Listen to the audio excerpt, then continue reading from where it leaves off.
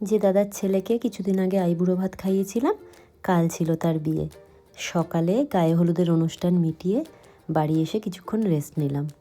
তারপর শুরু হলো সাজুগুজু, যেটা করতে আমি সব থেকে বেশি ভালোবাসি। কোনো বিয়ের অনুষ্ঠানের নেমন্তন্ন পেলে আমার সব থেকে আগে মাথায় প্ল্যানিং চলে, কি সাজবো, কি পরবো, কিভাবে সাজবো, এসব কিছু। তোমাদের ওরকম হয়? তার আগে আমায় বলো তো, আমার মতো কে কে আছো যে দুধ চায়ের মধ্যে এরকম মুড়ি বা খই দিয়ে খেতে ভালোবাসো? এটাও আমি আমার বাবার থেকেই শিখেছি।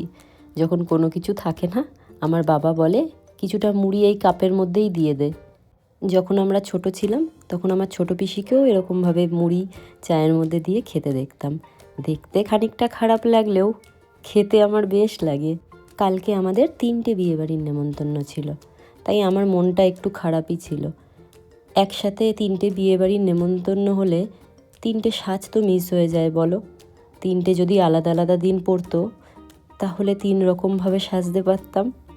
আমাকে আমার বাড়ির লোক বলে, তুই তো বিয়ে বাড়ি যাস শুধু সাজার জন্যই।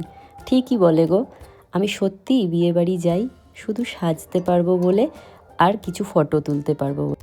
আমার জীবনে বেশ কয়েকটা দুর্বলতার জায়গা আছে, আর এই সাজগোজ আর ফটো তোলা এগুলোও সেই দুর্বলতার মধ্যেই পড়ে।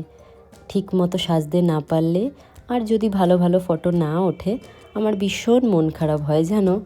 আমার সাথে যারা যায়, যেমন আমার বর বা আমার ভাই বা আমার বোন, তারা রীতিমতো বিরক্ত হয়ে যায় আমার এই ফটো তোলার নেশায়। তাই আমি এখন কি করি বলো তো, আগে রেডি হয়ে নিয়ে নিজেই কিছু একা একা ফটো তুলে নিই বাড়িতে। কালকে যে শাড়িটা পরেছিলাম এটা আমার ছোট ননদের, শাশুড়িমার ওয়ার্ড্রপে অনেক দিন ধরেই ছিল।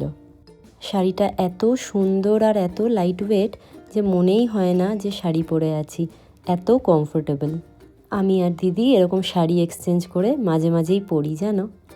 কালকের দিনটা এই 3টে বিয়েবাড়ি অ্যাটেন্ড করতে গিয়ে আমাদের দৌড়োদৌড়ি করেই কেটেছে। ভীষণ সুন্দর আয়োজন ছিল প্রথম যেই বিয়েবাড়িটায় গেছিলাম, আর বাকি দুটো আর ভিডিও করার সময় পাইনি গো। তোমরা ভালো থেকো, ভালো রেখো।